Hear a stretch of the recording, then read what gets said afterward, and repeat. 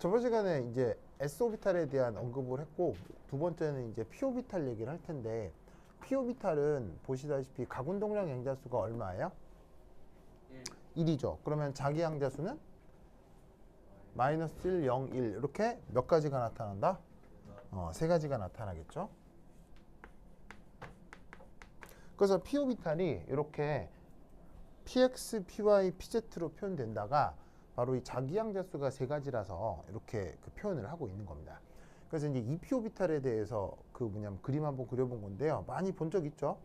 그래서 EPX, EPY, EPZ를 X, Y, Z축에 대해서 그려봤고, 이때 여기서 노란색으로 표현한, 예를 들면 여기서는 YZ, 뭐 여기서는 ZX, 평면이라고 표현한 건 바로 뭐가 되겠습니까? 이게 뭐예요? 바로 앵귤러 노드가 되겠죠. 앵귤러 노드가 뭐예요? 쌤, 앵귤러 노드가 뭐예요? 뭐요? 앵귤러 노드가 Y가 뭐예요? Y가 뭐냐고, Y. 좋아요. 동현, 앵귤러 노드가 뭐예요?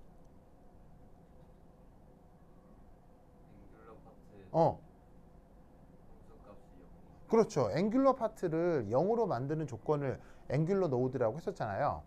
그래서 예전에 EPZ 오비탈에 대해서 이 앵귤러 노드 구하기도 했었는데 기억나요? 그래서 이 EPZ 오비탈 같은 경우 앵귤러 파트에 수식도 말씀을 했었거든요. 그래서 어떤 수식 표현이 있었냐면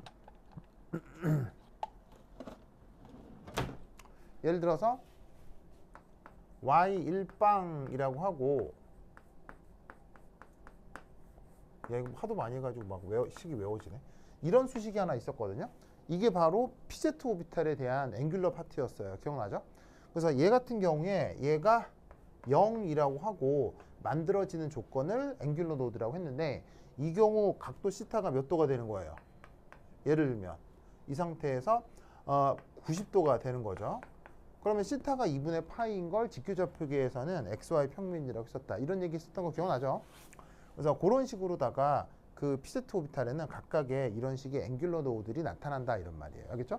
그리고 앵귤러 노드는 생긴 게 무슨 모양이라고 했어요? 앵귤러 노드는 생긴 게. 앵귤러 노드는 쫙 열린 면이라고 했죠?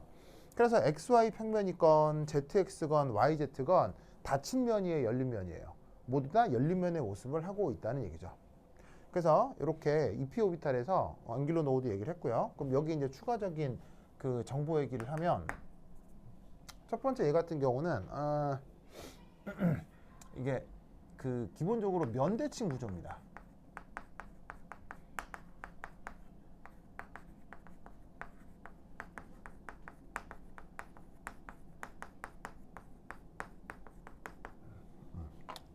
요것보다는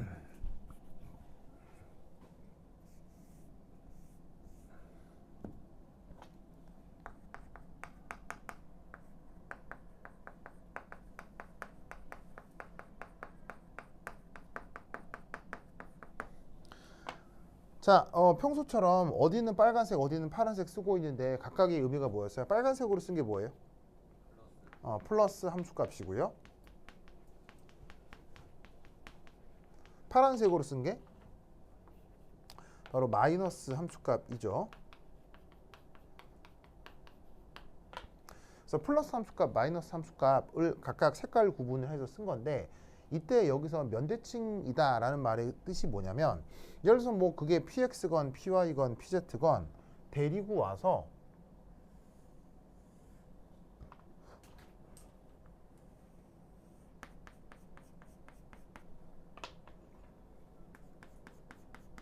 요 놈을 칼로 완전히 두 동강을 내는 거예요. 그래서 어떻게 되냐면 예를 들면 뭐 오이나 당근 같은 채소를 놓고 칼로 이렇게 완전히 그 갈라서 양쪽으로 갈라서 데칼코마니가 되게 만들 수 있죠. 그럴 경우에 얘를 가르는 이런 식의 대칭면이 나타난다라고 얘기를 할 수가 있을 거라고요. 그래서 칼로 탁 자른다고 치고 양쪽으로 펴면 양쪽 모습이 완벽하게 동일해지거든요. 그런 걸 우리가 뭐라고? 대칭면이 있다라고 얘기하는 거예요. 그래서 이 대칭면이 있음을 기하학적으로 뭐라고 그러니까 이렇게 있음을 표현하는 독일어가 있죠. 혹시 그 단어 기억나요? 가레다요? 대칭면이 있을 경우 사용하는 독일어 표현이 뭐였어요? 지환 기억나요? 네, 뭐? 계란이 아닌가요? 바로 봐. 운게라데죠. 운게라데 아시겠죠? 그래서 대칭면이 나타나는 경우 운게라데라고 했습니다. 방금 지원이가 가라데라고 했는데 가라데 말고 게라데는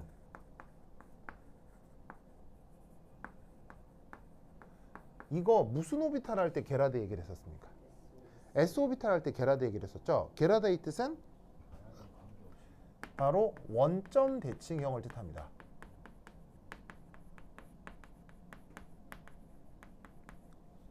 엄밀한 의미는 원점 대칭형이에요. 그래서 이제 게라데는 다른 말로 얘기하면 어떤 함수 UF가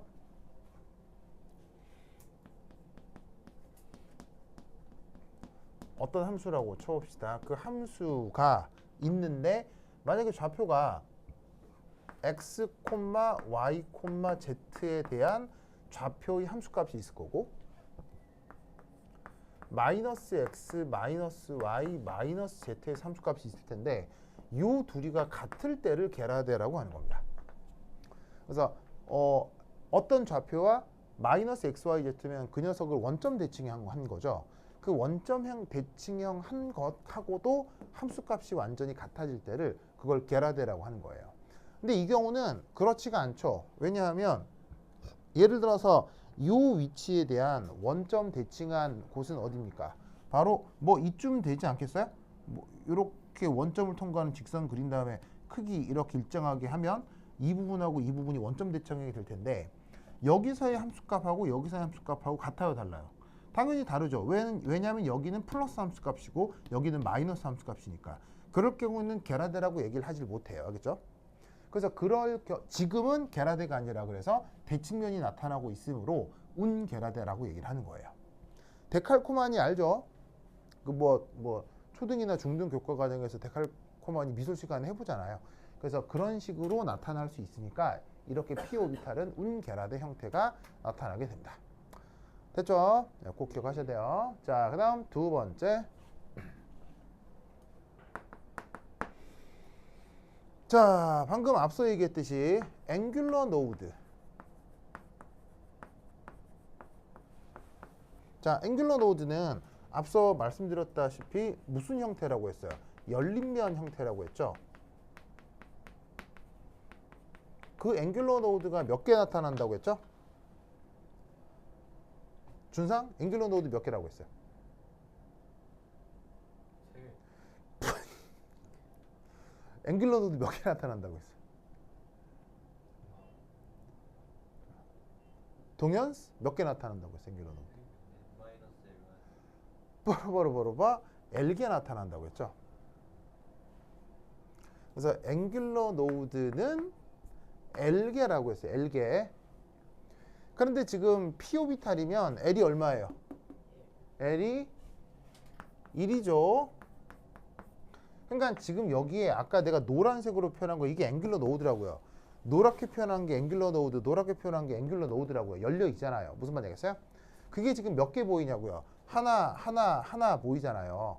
준서가 이거 하나 다들 3이 아니고 알겠어요? 주어져 있는 오비탈에서 앵귤러 노드가 한 개씩.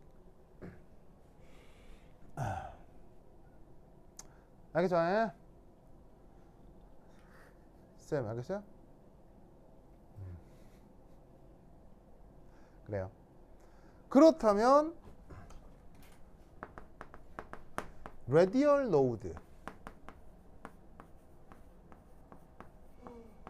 는 도면 몇 개예요? n-l 플러스 1. 바로 n 빼기 l 빼기 1개죠.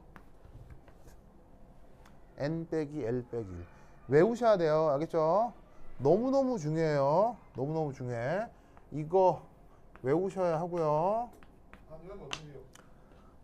뭐 대학 제대로 못 가죠. 또 이거 외우셔야 돼요. 이게 어차피 2학기 때 한다면서요. 2학기가 아니고 2차 고사요. 아 어쨌든 뭐 2차 고사 전까지 하면 되죠. 뭐 대학교를 낼까요? 넌 그럴 수가 없잖아요. 2차 고사 전까지 외우면 되잖아요. 그럴 리가 없잖아요. 지금은 1차 고사 치네 상관없어요. 아, 내가 진짜. 그러면 이게 지금의 경우는 어떻게 되는 거예요? 지금은 n이 얼마예요? 2p라고 했으니까 2p 오비탈이면 n이 2죠? l이 얼마예요? 1이죠? 1이니까 계산하면 몇 개예요? 0개인 거죠. 그래서 2p 오비탈에는 뭐가 나타나질 않는다? 레디얼 노드가 나타나질 않아요. 알겠죠? 억수로 많이 나오는 내용이니까 꼭 기억하셔야 됩니다. 준성 알겠죠? 또 논리를 꼭꼭 기억하시기 바랍니다. 오케이, 됐다. 그래서 EP 오비탈에 이런 성격이 있고 세 가지며 그 다음에 각각마다 앵귤러 노드가 하나씩 있다. 꼭 기억하세요. 자, 예를 하나 더 들 텐데 두 번째 3PZ를 한번 그려볼게요. 3PZ. 자, PZ니까 요 세 개 중에 어떤 거랑 가장 가깝겠어요? 이놈이겠죠, 이놈이겠죠. 그러니까 뭐 사실은 X, Y, Z라고 하는 방향성은 절대적이에요, 상대적이에요? 상대적이죠. 내 맘대로 정해도 되죠, 그렇죠? 뭐 축을 잡은 다음에 이게 지축이지만 내가 손을 막 이렇게 돌리면 뭐 Z를 X, Y 어디로건 변화시킬 수 있잖아요. 그래서 축은 뭐 완전히 상대적이긴 하지만은 편의상 그리기가 Z 그리기가 편하니 얘를 가지고 한번 주기가 3주기면 어떻게 나타나는지 보자 이런 말이에요. 그럼 여기서 1, 이 녀석의 단면 구조.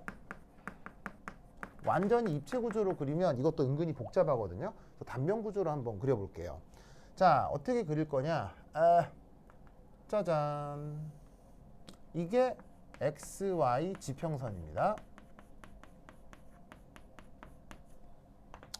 그리고 짜잔. 이게 G축입니다. 그래서 지금 요 모습 있죠? 요 모습. 요게 X축, Y축, G축인데 여기가 XY 평면이고 그러면 이 지평선을 지금 약간 입체감 있게 그린 건데 얘를 이렇게 들어가지고 내 눈앞에 놓으면 XY 평면의 지평선을 이렇게 표현했다라고 보자 이런 말이죠. 준탕아 무슨 말 알겠죠? 그러면 여기에서 저 3pz 오비탈은 어떤 모습이냐? 이런 모습입니다.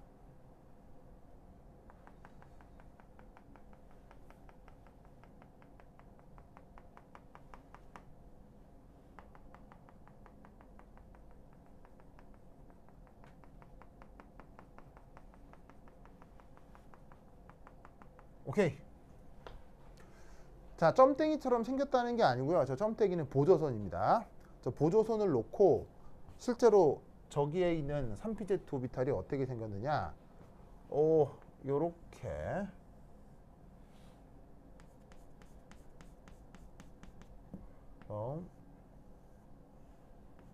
요렇게 그리고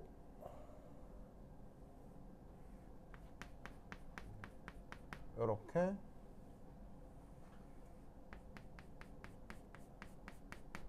짜잔 이렇게 생겼습니다. 이게 3pz 오비탈의 뭐다? 그 단면 구조예요. 그러면 여러분 혹시 그 이렇게 물레를 이용해서 그 도자기 만드는 거 본 적 있어요? 이게 흙반죽을 이렇게 초등학교 때 찰흙 만들듯이 띄어서 붙여가지고 또 도자기를 만들지만 그러니까 고수들은 어떻게 만들어요? 흙반죽을 이렇게 돌아가는 판 위에 놓고 회전시켜가면서 손으로 모양을 잡아가지고 이렇게 3차원 입체를 만들잖아요. 잘못 만들면 꽂히면 안 되잖아요. 안 잘해요. 그래요? 잘못 이렇게 하면 이상하게 하다가 꽂히면 안 된다. 그래요. 그래서 그거를 누구랑 만져보고 싶은데요. 정인원 선생님이요. 이런 재원이 같은 녀석. 선생님 재원이랑 졌잖아요. 어쩔 수 없죠. 어쩔 수 없죠. 재원이랑 네. 졌잖아요. 자, 어서 쓰세요. 그래서 내가 그 도자기 만드는 얘기를 왜 하냐면 이게 지금 3차원 단면 구조라고 했죠. 이 3차원 단면 구조를 Z축에 대해서 만약에 공간적으로 확 회전시킨다라고 하면 빨간 부분, 파란 부분, 빨간 부분, 파란 부분이 공간적으로 휩쓸고 지나가는 부분이 생길 거 아니에요. 그게 바로 3pz 오비탈의 모습이 된다 이런 얘기예요. 어떻게 회전하는데요? 이거의 단면을 이렇게 회전시키면 이런 입체가 나타날 거 아니에요. 이해했어요? 바보야? 네, 이해 어? 못했는데요. 이해 못했다고요? 아니, 색깔이 왜 저렇게 나왔지 생각을. 아, 색깔 얘기는 아직 안 했어요. 색깔 얘기는 아직 안 했고, 만약 이렇다면 얘를 웽 돌렸을 때 나타나는 3차원 모습이 바로 저 3pz 오비탈의 입체 구조라고요. 그 동그라미 왜 그린 거예요? 여러분 혹시 그 뭐냐면 수학 시간에 그 왜 구분 구적법 뭐 이런 거 배운 적 있어요? 적분 시간에? 네. 맞나? 그 단어 구분 구적법? 아닌데요, 그거. 왜 그때도 왜 수학 시간에 뭐 어떤 희한한 수식 주고 나타나는 뭐 단면 구조 준 다음에 얘 뭐 3차원에서 뭐 최적 부피 적분해라 뭐 그런 문제들 있잖아요. 그거 없는데. 배웠죠. 그런 거 있죠.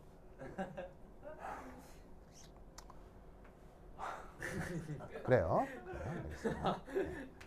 그래요. 그래. 그래서 그런 식의 아이디어라고 생각하면 돼요. 알겠죠?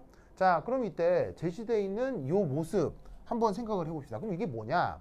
우선 첫 번째, 2피건, 3피건 지금 그려놓은 XY 지평선이라고 하는 게 이게 뭘 의미하는 거겠어요? XY 지평선이 이 3pz에 뭘 얘기하는 거겠어요? 앵귤러 노드라는 거 알겠죠? 왜냐하면 2p 오비탈에서 앵귤러 노드가 이거잖아요. 그리고 앵귤러 노드는 생긴 게 뭐라고 했어요? 뻥 열린 면이라고 했죠? 그러니까 XY 지평선이 이거니까 지평면은 이걸 거 아니에요. 그게 바로 이 3pz 오비탈의 첫 번째 노드가 되고요. 그 다음 여기서 점선으로 떼떼떼떼 그려놓은 거 있잖아요. 점선으로 이렇게 떼떼떼떼떼 이렇게 그려놓고 보조선으로 넣어둔 거. 이게 사실 누구냐면 지금 원으로 그려놨죠. 보조선을. 그런데 얘를 Z축을 기준으로 이렇게 360도 회전시킨다고 하면 원을 놓고 축상으로 회전시키면 뭐가 만들어지죠? 구가 만들어지죠. 근데 이건 채워진 면이 아니라 선이니까 돌리면 뭐가 만들어지겠어요? 구 껍질이 만들어지겠죠. 얘를 3차원으로 회전을 시켜서 만들어진 구 껍질, 그게 뭐겠어요? 얘가 바로 레디얼 노드가 되는 거예요. 알겠죠? 왜냐? 레디얼 노드는 생긴 게 무슨 모습이라고 했어요? 레디얼 노드는 생긴 게 구 껍질 모양이라고 했죠?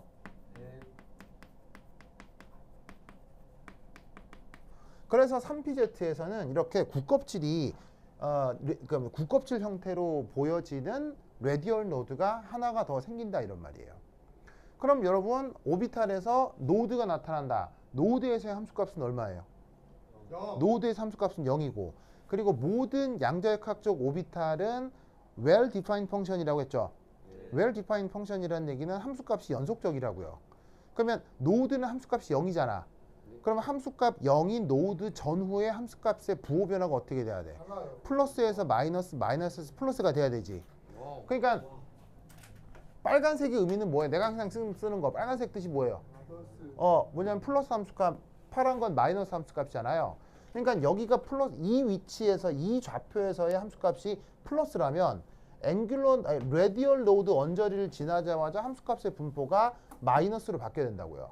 그러다가 앵귤러 노드를 지나니까 또 함수값이 플러스로 바뀌었다가 레디얼 노드를 다시 지나면 함수값이 마이너스로 또 바뀌는 거예요. 무슨 말인지 알겠죠? 그걸 보여주고 있는 게 요거다. 그래서 많은 영재학교 과학고 교사들이 시험 문제로 많이 내는 것 중에 하나가 이거예요. 3pz 오비탈의 단면도를 그려라. 지금 내가 칠판에 그려놓은 것처럼 딱 이렇게 그리면 돼요. 무슨 말인지 알겠죠? 그리고 이렇게 색깔 표시해서 플러스 함수값, 마이너스 함수값 구분해주고 누가 앵귤러 노드다, 누가 레디얼 노드다. 아시겠죠? 이렇게 표현을 해줘야 한다. 이런 말이죠. 아시겠습니까? 그러면 여기서도 당연히 앵귤러 노드 몇 개? 준탕아? 앵귤러 노드 몇 개? L개. 원홍아? 레디얼 노드 몇 개? 바로 N 빼기 L 빼기 1개라고 했죠. 그게 지금은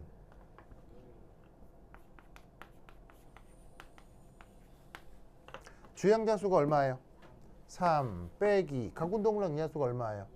1 빼기 1 하니까 한 개가 요렇게 구 껍질 모양으로 나타난다 이런 말이죠. 아시겠죠?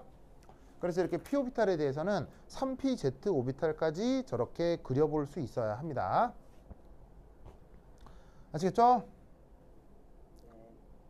오케이, 됐다.